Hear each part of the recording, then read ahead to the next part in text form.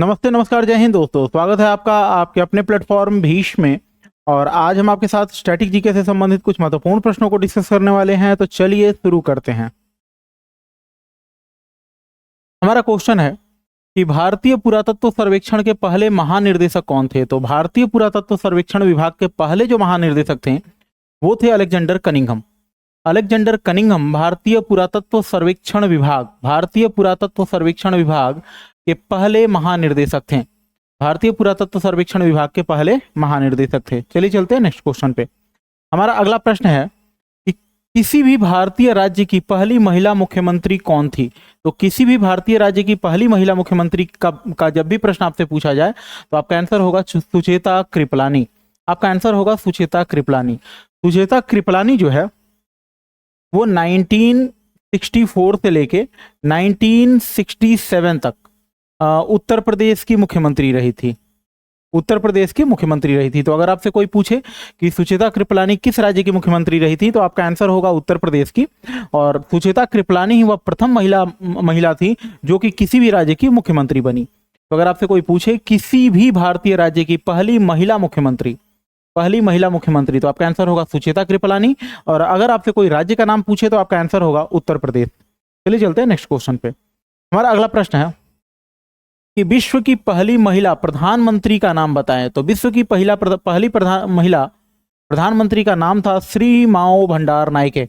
विश्व की पहली महिला प्रधानमंत्री का नाम था श्री माओ भंडार नायके। लेकिन अगर आपसे कोई इनके राज्य का नाम देश का नाम पूछ दे कि ये जो श्री माओ भंडार नायके थी वो किस देश की प्रथम महिला प्रधानमंत्री बनी तो आपका आंसर होगा श्रीलंका। श्री माओ भंडार नायके जो थी वो श्रीलंका की थी। और श्री माओ भंडार नायके विश्व की पहली महिला प्रधानमंत्री थी। श्री माओ भंडार नायके विश्व की पहली महिला प्रधानमंत्री थी। चलिए चलते हैं नेक्स्ट क्वेश्चन पे।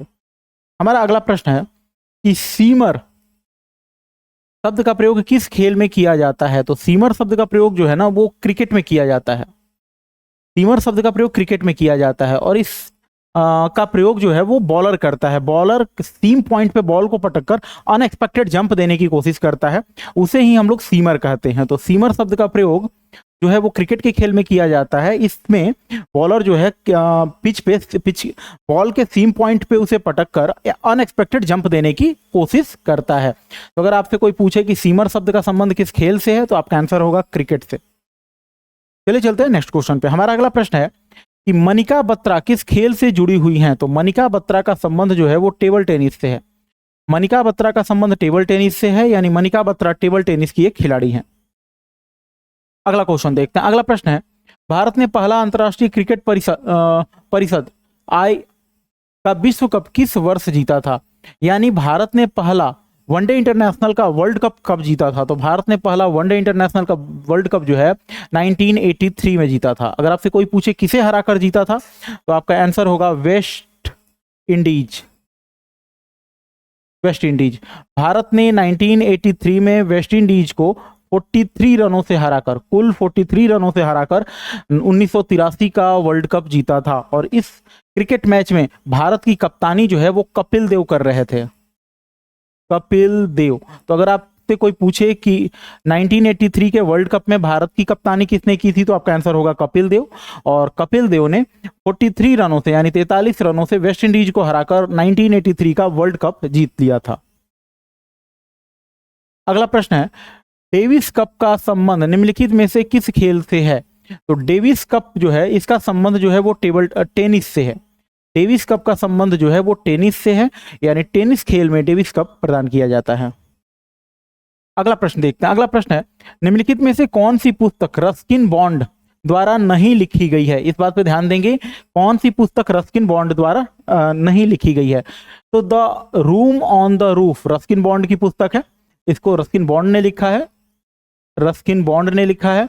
द ब्लू अम्ब्रेला ये भी रस्किन बॉन्ड की पुस्तक है। और रोड्स टू मसूरी ये भी रस्किन बॉन्ड की पुस्तक है। तो बच गया एक, यानी ऑप्शन नंबर सी, ये रस्किन बॉन्ड की पुस्तक नहीं है। मिडनाइट चिल्ड्रन रस्किन बॉन्ड की पुस्तक नहीं है। अब आप कहोगे कि ये मिडनाइट चिल्ड्रन किसकी पुस्तक है, तो मिडनाइट चिल्ड्रन को लिखा है सलमान रुश्दी ने। सलमान रुश्दी। मिडनाइट चिल्ड्रन को लिखा है सलमान रुश्दी ने, और मिडनाइट चिल्ड्रन के लिए सलमान रुश्दी को बुकर पुरस्कार मिला था 1981 का। ये भी ध्यान रखेंगे, ये बहुत इंपॉर्टेंट बुक है, इसको आप वीवीआई करके टिक कर लीजिए। वीवीआई बहुत ही इंपॉर्टेंट क्वेश्चन है, इसको ध्यान रखेंगे कि सलमान रुश्दी का पुस्तक, जो सलमान रुश्दी की पुस्तक का नाम है मिडनाइट चिल्ड्रन। सलमान रुश्दी की पुस्तक का नाम है मिडनाइट चिल्ड्रन। मिडनाइट चिल्ड्रन के लिए सलमान रुश्दी को 1981 का बुकर पुरस्कार प्रदान किया गया था। मिडनाइट चिल्ड्रन के लिए सलमान रुश्दी को 1981 का बुकर पुरस्कार प्रदान किया गया था। और इस मिडनाइट चिल्ड्रन पुस्तक में भारत पाकिस्तान के बंटवारे की बात की कहानी है, के बंटवारे की कहानी।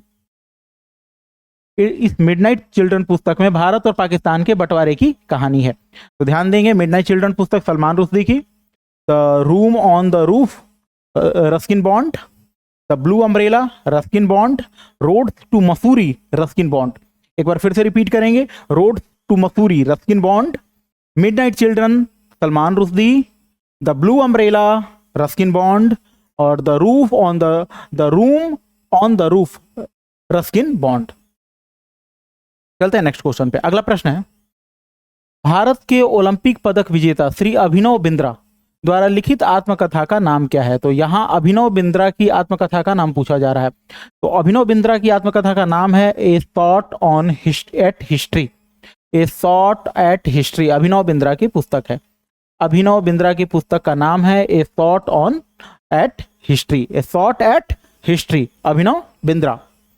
चलिए चलते हैं नेक्स्ट क्वेश्चन पे। अगला प्रश्न है, भारत का सांख्यिकी दिवस प्रत्येक वर्ष 29 जून को किसकी जयंती के रूप में मनाया जाता है? तो भारत का जो सांख्यिकी दिवस है वो प्रत्येक वर्ष 29 जून को मनाया जाता है। अगर आपसे कोई पूछे सांख्यिकी दिवस कितने तारीख को मनाया जाता है, तो आपका आंसर होगा 29 जून को। और 29 जून को ही पीसी महालनोबिस का जन्म दिवस भी है। पीसी महालनोबिस का जन्म दिवस भी है, इसीलिए 29 जून को पीसी महालनोबिस के जन्म दिवस के अवसर पर भारत का सांख्यिकी दिवस मनाया जाता है। राष्ट्रीय सांख्यिकी दिवस मनाया जाता है 29 जून को। राष्ट्रीय सांख्यिकी दिवस मनाया जाता है 29 जून को, क्योंकि 29 जून को पीसी महालनोबिस का जन्म दिवस है। 29 जून को पीसी महालनोबिस का जन्म दिवस है। चलिए चलते हैं नेक्स्ट क्वेश्चन पे। अगला प्रश्न है, 31 अक्टूबर 2020 को की जयंती को राष्ट्रीय एकता दिवस के रूप में मनाया गया था। यानी हर साल 31 अक्टूबर को राष्ट्रीय एकता दिवस के रूप में मनाया जाता है। और ये जो राष्ट्रीय एकता दिवस है ना, वो सरदार वल्लभ भाई पटेल के जन्म दिवस को मनाया जाता है। यानी सरदार वल्लभ भाई पटेल के जन्म दिवस को राष्ट्रीय एकता दिवस के रूप में मनाया जाता है। एक बार फिर से रिपीट करेंगे, सरदार वल्लभ भाई पटेल के जन्म दिवस को हम राष्ट्रीय एकता दिवस के रूप में मनाते हैं। नेक्स्ट क्वेश्चन देखते हैं। अगला प्रश्न है, चंद्रताल आर्द्रभूमि भारत के किस राज्य में स्थित है? तो चंद्रताल आर्द्रभूमि जो है वो हिमाचल प्रदेश में स्थित है। चंद्रताल आर्द्रभूमि हिमाचल प्रदेश। एक बार फिर से रिपीट करेंगे, चंद्रताल आर्द्रभूमि हिमाचल प्रदेश में है। नेक्स्ट क्वेश्चन देखते हैं। अगला प्रश्न है, स्टेनली जलाशय निम्नलिखित में से किस राज्य में स्थित है? तो स्टेनली जलाशय जो है वो तमिलनाडु में है। स्टेनली जलाशय तमिलनाडु। स्टेनली जलाशय किस राज्य में है? तो स्टेनली जलाशय तमिलनाडु में है। अगला प्रश्न, निम्नलिखित में से कौन सा राज्य कॉफी का सबसे बड़ा उत्पादक है? तो कॉफी का सबसे बड़ा उत्पादक राज्य कर्नाटक है। कॉफी का सबसे बड़ा उत्पादक राज्य जो है वो कर्नाटक है। कर्नाटक में चिकमंगलुरु को लैंड ऑफ कॉफी के नाम से भी जाना जाता है, ध्यान रखेंगे। और कॉफी का सबसे बड़ा उत्पादक जो है वो कर्नाटक में है। अगला प्रश्न, सालसेट द्वीप भारत के किस राज्य में स्थित है? तो सालसेट द्वीप जो है ना, एक ध्यान देंगे इस वर्ड पे, सालसेट द्वीप जो है वो महाराष्ट्र में है। सालसेट द्वीप महाराष्ट्र में है। और सबसे घनी आबादी वाला क्षेत्र भी यही माना जाता है, क्योंकि सालसेट द्वीप पर ही मुंबई, ठाणे और राजीव गांधी जैविक उद्यान भी स्थित है। तो जरा देखेंगे सालसेट द्वीप पर क्या है? मुंबई और ठाणे। सालसेट द्वीप पर मुंबई और ठाणे स्थित है। तो ये जो दोनों बड़े शहर हैं वो सालसेट द्वीप पर ही स्थित है। और सालसेट द्वीप जो है वो महाराष्ट्र के पश्चिमी तट पर स्थित है। महाराष्ट्र के पश्चिमी तटीय भागों तट पर स्थित है। तो अगर आपसे कोई पूछे कि सालसेट द्वीप कहाँ है, तो सालसेट द्वीप जो है वो महाराष्ट्र में है। अगला प्रश्न है, भारतीय मृदा विज्ञान संस्थान का केंद्र कहाँ पर स्थित है? तो भारतीय मृदा विज्ञान संस्थान का केंद्र भोपाल में है। भारतीय मृदा विज्ञान संस्थान का जो केंद्र है वो भोपाल में स्थित है। चलिए चलते हैं नेक्स्ट क्वेश्चन पे। अगला प्रश्न है, राष्ट्रीय सुदूर संवेदन केंद्र का मुख्यालय कहाँ है? तो राष्ट्रीय सुदूर संवेदन केंद्र का मुख्यालय हैदराबाद में है। राष्ट्रीय सुदूर संवेदन केंद्र हैदराबाद, राष्ट्रीय सुदूर संवेदन केंद्र हैदराबाद। नेक्स्ट क्वेश्चन देखते हैं। अगला प्रश्न है, निम्नलिखित में से कौन सा संगठन वैश्विक नवाचार सूचकांक जारी करता है? तो इस वर्ड को ध्यान देंगे, वैश्विक नवाचार सूचकांक। वैश्विक नवाचार सूचकांक जो है वो जारी करता है विश्व बौद्धिक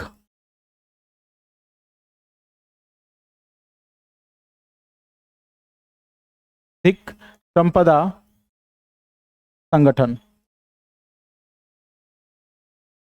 विश्व बौद्धिक संपदा संगठन, WIPO। तो जरा देखिए, ये जो सूचकांक है विश्व बौद्धिक नवाचार सूचकांक, विश्व बौद्धिक नवाचार सूचकांक या विश्व बौद्धिक संपदा संगठन, विश्व बौद्धिक संपदा संगठन WIPO के द्वारा जारी किया जाता है। लेकिन इस सूचकांक को जारी करने में विश्व बौद्धिक संपदा संगठन या WIPO की मदद कुछ संस्थान करते हैं। तो उनमें से एक है इंस्टीट्यूट बिजनेस स्कूल और दूसरा कार्नेल विश्वविद्यालय, कार्नेल विश्वविद्यालय। तो यहां इस प्रश्न में पूछा जा रहा है कि निम्नलिखित में से कौन सा संगठन वैश्विक नवाचार सूचकांक जारी करता है? तो वैश्विक नवाचार सूचकांक WIPO, विश्व बौद्धिक संपदा संगठन जारी करता है, लेकिन इस जारी करने में कार्नेल विश्वविद्यालय और इंस्टीट्यूट बिजनेस स्कूल इसकी मदद करते हैं। कार्नेल विश्वविद्यालय और इंस्टीट्यूट बिजनेस स्कूल इसकी मदद करते हैं। तो हमारा आंसर होगा इंस्टीट्यूट बिजनेस स्कूल, कार्नेल विश्वविद्यालय और WIPO, ये तीनों। चलते हैं नेक्स्ट क्वेश्चन पे। अगला प्रश्न है, भारत ने किस देश के साथ पंचशील समझौते पर हस्ताक्षर किए थे? तो भारत ने चीन के साथ पंचशील समझौते पर हस्ताक्षर किए थे 1954 में। भारत ने चीन के साथ पंचशील समझौते पर 1954 में हस्ताक्षर किए थे। ध्यान देंगे इस फैक्ट पे। नेक्स्ट क्वेश्चन देखते हैं। अगला प्रश्न है, अंतरराष्ट्रीय समझौता मॉन्ट्रियल प्रोटोकॉल संबंधित है। अंतरराष्ट्रीय समझौता मॉन्ट्रियल प्रोटोकॉल संबंधित है। तो जरा देखिए, ये जो मॉन्ट्रियल प्रोटोकॉल है, ये मॉन्ट्रियल जो है वो कनाडा का एक शहर है।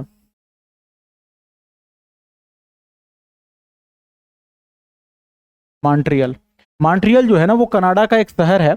तो कनाडा के मॉन्ट्रियल में एक समझौता होता है 1987 में, और इसी 1987 वाले समझौते को हम लोग मॉन्ट्रियल प्रोटोकॉल के नाम से जानते हैं।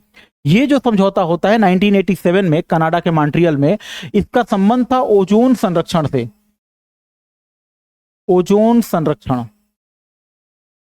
संरक्षण से। ओजोन का फार्मूला होता है O3, यानी ऑक्सीजन के 3 परमाणु आपस में मिलकर ओजोन का निर्माण करते हैं। तो कनाडा के मॉन्ट्रियल शहर में 1987 में एक समझौता होता है जिसे हम मॉन्ट्रियल प्रोटोकॉल के नाम से जानते हैं। इस मॉन्ट्रियल प्रोटोकॉल का जो संबंध है वो है ओजोन संरक्षण से। ओजोन का जो रासायनिक फार्मूला होता है वो O3 होता है, यानी ओजोन ऑक्सीजन के 3 अणुओं के आपस में मिलने से बनता है। ये जो 1987 में समझौता हुआ था, ध्यान देंगे 1987 में जो समझौता हुआ था ये लागू होता है इसके 2 साल बाद 1989 से। तो अगर आपसे कोई पूछे कि मॉन्ट्रियल प्रोटोकॉल कब से लागू होता है, तो आपका आंसर होगा 1989 से, इसके 2 साल बाद, यानी ये समझौता होने के 2 साल बाद मॉन्ट्रियल प्रोटोकॉल लागू होता है। तो जरा एक बार देख लेते हैं अंतर्राष्ट्रीय समझौता मॉन्ट्रियल प्रोटोकॉल का संबंध है। तो अंतर्राष्ट्रीय समझौता मॉन्ट्रियल प्रोटोकॉल का संबंध जो है वो है ओजोन परत के संरक्षण से। ओजोन परत के संरक्षण से कब हुआ था? 1987 में हुआ था। कब से लागू हुआ? 1989 में हुआ। किसके लिए हुआ? ओजोन संरक्षण के लिए हुआ। कहां हुआ? कनाडा के मॉन्ट्रियल में हुआ। चलते हैं नेक्स्ट क्वेश्चन पे। इस तरह के और इंफॉर्मेटिव वीडियोज के लिए हमारे चैनल को लाइक, शेयर और सब्सक्राइब जरूर करें। धन्यवाद।